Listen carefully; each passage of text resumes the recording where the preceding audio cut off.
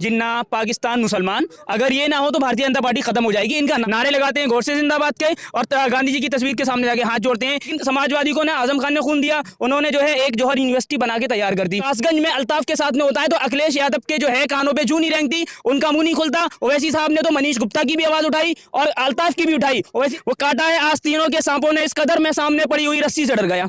तो जिनको कोई ना पूछे ओवैसी साहब के साथ आ जाएं, अखिलेश यादव उनसे अलायंस कर लेंगे। ये हमारे लीडर की अहमियत है। हमारी आज हिंदुस्तान में ओवैसी साहब एक ब्रांड है। आज जो बेकसूरों को मारा जा रहा है, बेकसूरों को परेशान कराया जा रहा है, धर्म के नाम पे मारा जा रहा है, हिंदू मुसलमान के नाम पे मारा जा रहा है। जो नौजवान पढ़ लिख करके जो आता था नौकरी पे, आज उसका जो लेवल एक ग्राफ है और नीचे गिरा है अनएम्प्लॉयमेंट का। ये भारत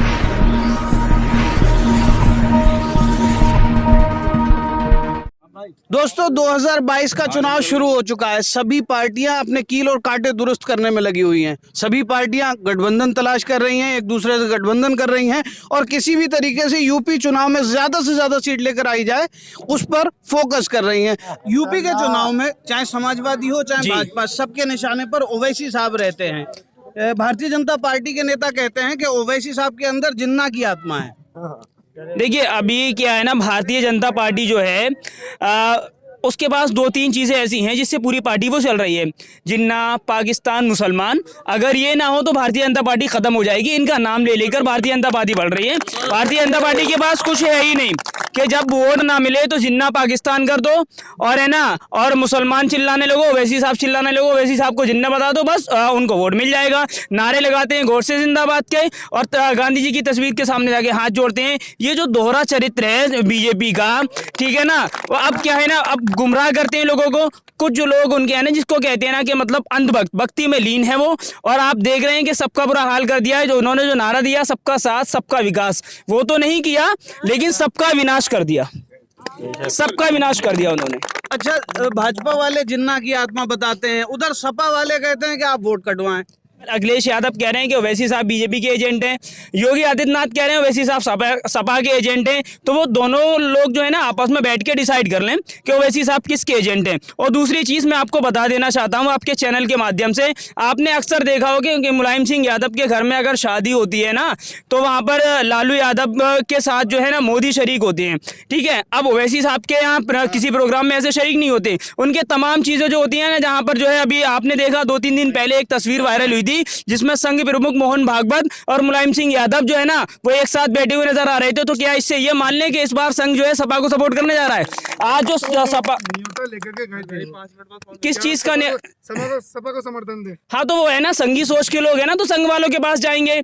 अभी जो लोग ओवैसी साहब पर इल्जाम लगाते हैं तो उनकी कलाई खुल के सामने आ रही है, उनकी कलाई खुल के सामने आ रही है कि वो लोग किसके एजेंट है। वो खुद इशारा हमें दे रहे हैं, तो हमें समझ जाना चाहिए, समझना चाहिए नहीं समझना चाहिए, है ना। तो ओवैसी साहब पर केवल इल्जाम है लेकिन कभी साबित नहीं कर सकते। अच्छा, ओवैसी साहब पे एक इल्जाम ये भी लगता है कि वो आते हैं तो मुस्लिमों की बात करते हैं। नहीं, ओवैसी साहब जो है मजलूमों की बात करते हैं, मुस्लिमों की बात नहीं करते। अगर मुसलमानों पर जुल्म हो रहा है तो मुसलमानों की अगर कोई बात नहीं कर रहा, ओवैसी साहब कर रहे हैं, तो क्या गलत कर रहे हैं? मजलूमीन की बात करना कोई गलत है क्या? कोई बात कर रहा है, आप बताइए। सपा के कार्यकर्ता कहते हैं कि ओवैसी साहब यूपी में आएंगे तो चुनाव में ध्रुवीकरण हो जाएगा, बीजेपी जीत जाएगी। ऐसा है, बेचारे मासूम हैं, ऊपर से जितना जो है उनको हिंट मिलता है उतना ही बोलते हैं, जितना उनको उनके जो है ना जो लीडर्स होते हैं, सॉरी डीलर होते हैं, उनकी समीक्षा लेके जितना उनको इशारे दिए जाते हैं वो आके ये प्रोपेगेंडा फैलाते हैं, उल्टी सीधी अफवाहें फैलाते हैं, वो वही बोलते हैं। उनके पास अपना कोई दिमाग नहीं होता। तो आप ठीक है, कार्यकर्ताओं को डीलर कह रहे हैं, उसमें कई मुस्लिम भी तो हैं, आजम खान भी तो नहीं। देखिए आजम खान साहब उसमें हैं, आजम खान साहब के ऊपर इस वक्त जुल्म हो रहा है। वो इसीलिए हो रहा है क्योंकि उन्होंने जो है हमेशा जो है समाजवादी पार्टी को अपना खून दिया, मुलायम सिंह यादव ने पसीना दिया, लेकिन समाजवादी को ना आजम खान ने खून दिया, उन्होंने जो है एक जौहर यूनिवर्सिटी बना के तैयार कर दी, ठीक है। तो आज देख रहे हैं उनका हश्र क्या है। जो लोग जो है नाम निहाद सेकुलर पार्टियों के अंदर रहेंगे उनका अस्तित्व बाद में ख़त्म कर दिया जाएगा। जो लीडर है ना उसका अस्तित्व खत्म किया है, आजम खान साहब लीडर है ना। और जो बाकी छोटे छोटे जो डीलर है ना उनकी इतनी हिम्मत नहीं होती, उनकी इतनी बिसात नहीं है कि अपने लीडर के लिए आवाज़ उठा लें। उनकी आवाज़ भी वैसी साहब उठाएं।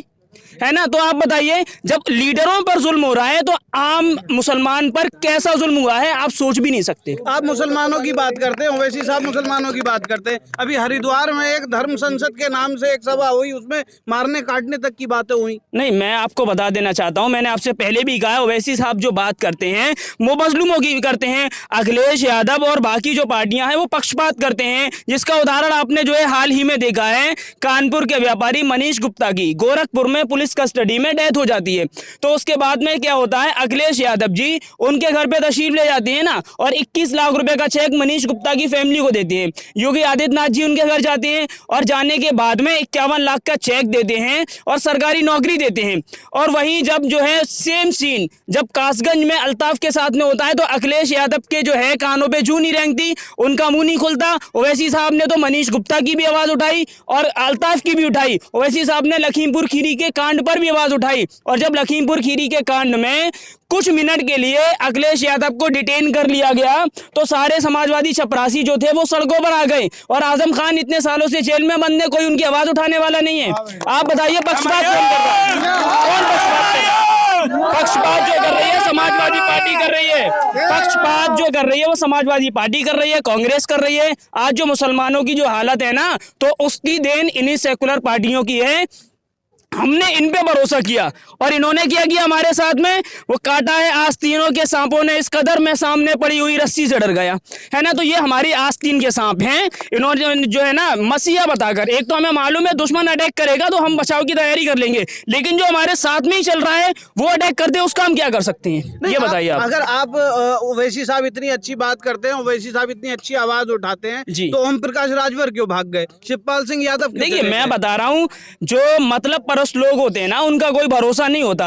अब उनको कोई घास तो डाल नहीं रहा है ना, उनको कोई पूछने वाला नहीं था, तो उन्होंने सोच लिया कि उन्होंने जो है जो किया, तो उस धोखे का सिला उनको मिलेगा। 2022 में जनता इसका उनको सिला देगी, वो अपनी सीट भी राजभर साहब नहीं बचा पाएंगे 2022 में, आप देखिएगा, नोट कर लीजिएगा आप मेरी बात को, ठीक है। अब ओवैसी साहब की अहमियत का अंदाजा आप इसी से लगा लीजिए, जब राजभर को कोई पूछने वाला नहीं था, ओवैसी साहब के साथ राजभर आए, अखिलेश यादव ने अलायंस कर लिया, तो जिनको कोई ना पूछे ओवैसी साहब के साथ आ जाए, अखिलेश यादव उनसे अलायंस कर लेंगे। ये हमारे लीडर की अहमियत है, हमारे लीडर की ताकत है, उससे ना इसके डर का अंदाजा लगाया जा सकता है। चलिए, आपको क्या लगता है कि ओवैसी साहब ने ओम प्रकाश राजभर ने गठबंधन में आने से इनकार कर दिया, चले गए, और शिवपाल सिंह यादव के बारे में आप क्या कहेंगे? शिवपाल सिंह भी तो अब अपने भतीजे के साथ हैं। ये सब एक ही है, जैसे राजभर हो या शिवपाल यादव हो, सिर्फ वही साहब के साथ अपना चेहरा चमकाने के लिए आए थे, जैसे कि समाजवादी हमसे गठबंधन कर लें। तो ओवैसी साहब ऐसी कौन सी चीज है कि उनके साथ आने से चेहरा चमक जाता है? बिल्कुल चमकता है, ब्रांड है वही साहब एक। आज हिंदुस्तान में वही साहब एक ब्रांड है। आज जो है ना, आज जो है ना एक राजभर को उत्तर प्रदेश में हमने कभी नहीं राजभर को जानते थे, वही साहब के आने थे राजभर को जानने लगे। शिवपाल यादव का कोई वो नहीं था, शिवपाल यादव आए साथ में तो अखिलेश यादव ने ले लिया, राजभर को ले लिया, आरएलडी को ले लिया, जो 5 सीटें कभी नहीं जीतती उन्हें 35-35 सीटें दे रही है, और 20% मुसलमान आबादी है अक्सरियत रखने वाला, उसको एक सीट में गठबंधन नहीं कर रही समाजवादी पार्टी। बिल्कुल हो रहा है, काउंटर के नाम पे मारा जा रहा है, बेकसूरों को मारा जा रहा है, बेकसूरों को परेशान करा जा रहा है, धर्म के नाम पे मारा जा रहा है, हिंदू मुसलमान के नाम पे मारा जा रहा है। योगी आदित्यनाथ ने भी एक फेसबुक पोस्ट किया था, उसमें उन्होंने कहा था कि अब रोजगार जो है वो उत्तर प्रदेश के युवाओं को मिला है, पहले सिर्फ एक घराने के लोगों को मिलता था। इसकी सच्चाई ये है कि ज़मीन पे आकर के देखा जाए, नौजवानों से पूछा जाए नौजवानों का क्या हाल है। जो हर साल 2 करोड़ नौकरियों का जो प्रमोश किया था, वादा किया था, वो मैं समझता हूँ कि पूरा खोखला है, बकवास है। सही मायनों में अनएम्प्लॉयमेंट भारत के अंदर और बड़ा है, सजाए कि नौकरियां मिलने के अनएम्प्लॉयमेंट बढ़ा है, बेरोजगारी का जो स्तर है, जो लेवल है, वो काफ़ी नीचे आ गया है और बढ़ गया है बजाय बढ़ने के। तो योगी जी क्या झूठ बोल रहे हैं? बिल्कुल कोई सच्चाई नहीं इन चीज़ों में, सच्चाई इससे कोई वास्तविकता नहीं इन चीज़ों में। जो नौजवान पढ़ लिख करके जो आता था नौकरी पे, आज उसका जो लेवल एक ग्राफ है और नीचे गिरा है अनएम्प्लॉयमेंट का, ये भारत के आंकड़े बताते हैं, डिजिट डाटा है इस चीज़ का, वो देखा जा सकता है बाकायदा। अच्छा, तो बार बार योगी आदित्यनाथ अगर झूठ बोल रहे हैं या आपको लगता है कि अनएम्प्लॉयमेंट बढ़ा, तो बार बार जनता उनके बहकावे में क्यों आ जाती है? देखिए, मैं आपको बताना चाहता हूं कि आप कह रहे हैं कि वो जो है रोजगार की बात कर रहे हैं। अभी हाल ही में 28 नवंबर को यूपी टीईटी का पेपर था उत्तर प्रदेश के अंदर, वो पेपर जो है लीक हो गया।